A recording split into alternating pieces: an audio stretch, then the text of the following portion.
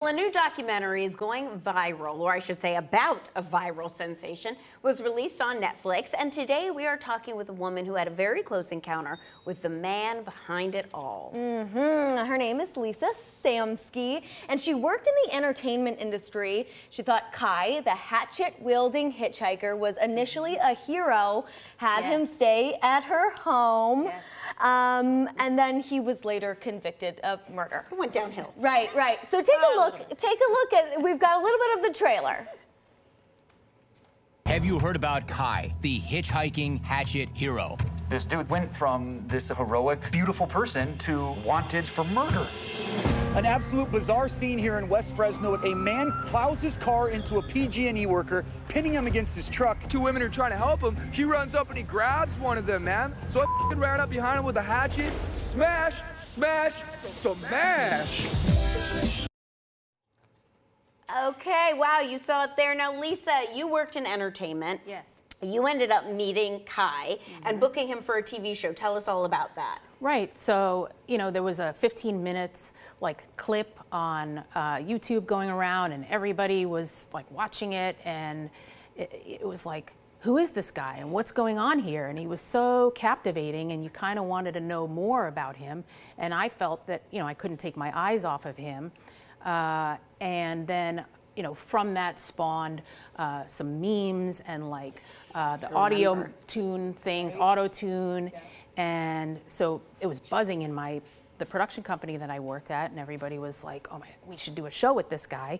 And I thought, this is great because sometimes you don't find somebody that is like a do-gooder that just wants to put good stuff out in the world. So I sought him out, and through just kind of doing a little tooling around and contacted the news reporter, was able to get some information. And you're like, how do I find a guy that is homeless, that does not have a cell phone or an address? So it was just a little bit of snooping and detective work, as I like to say. Oh my gosh. Yeah. Okay, so what was he like? He stayed at your home in the process of bringing him to that show. Yes. What was it like then for you afterwards, finding out that he was convicted of murder?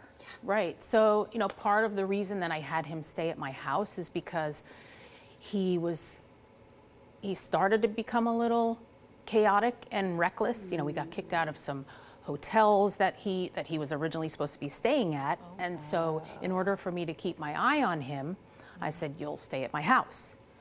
And so that I could ultimately bring him in and we would hopefully do a show. And so he stayed at my house for 3 nights, and then, a few months later, he was convicted of murder.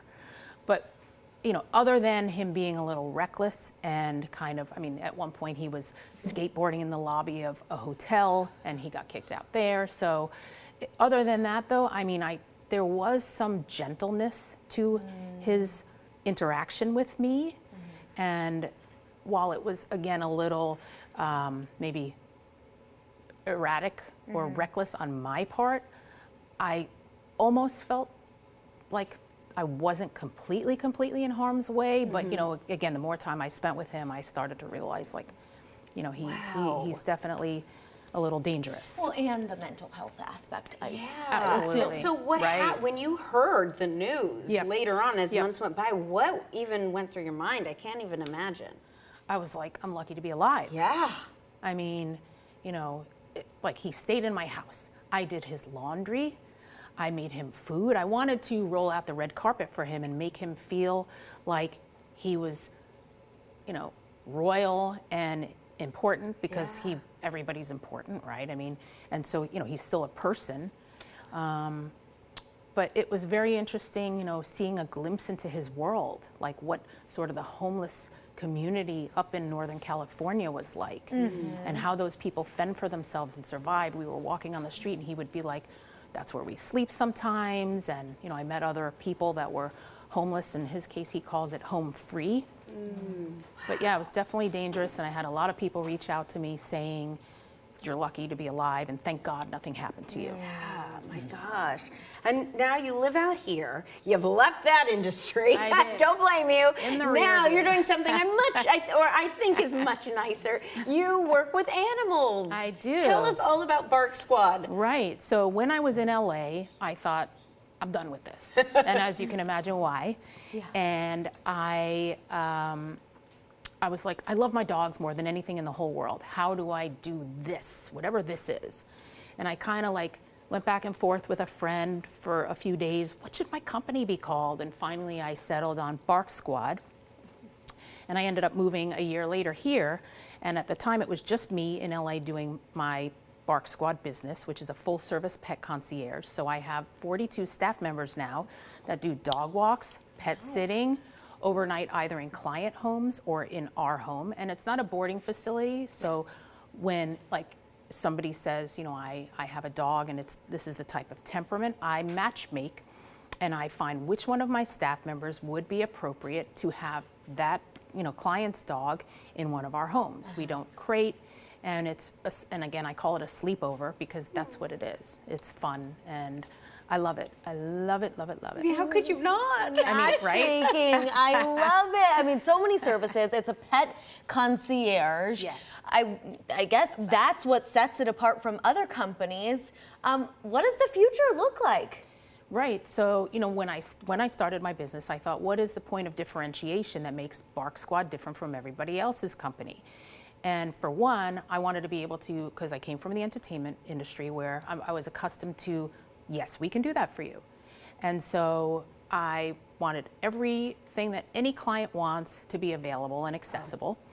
And, you know, now franchising is the next step and also growing the business. I mean, really, there's no ceiling for it. You know, the only ceiling is what my capacity and capabilities are is how much I can take on. But, you know, I'm not even there yet. So yeah, just, you know, other cities, maybe outside of Nashville, but still in Tennessee and or other cities in the US. Can you take on naughty rescue pups like mine? I was going to say, what does Muppet need? Absolutely. Naughty in the best way possible. Thank you Absolutely. so much. Yes, for thank sure. you, Lisa. Thank you it. so much. Yeah. Smart move. Yes. I Well, to book a pet service for your furry friend, head to barksquad.com or check them out on Instagram at Bark Squad Nashville. Yes, and I will be doing that.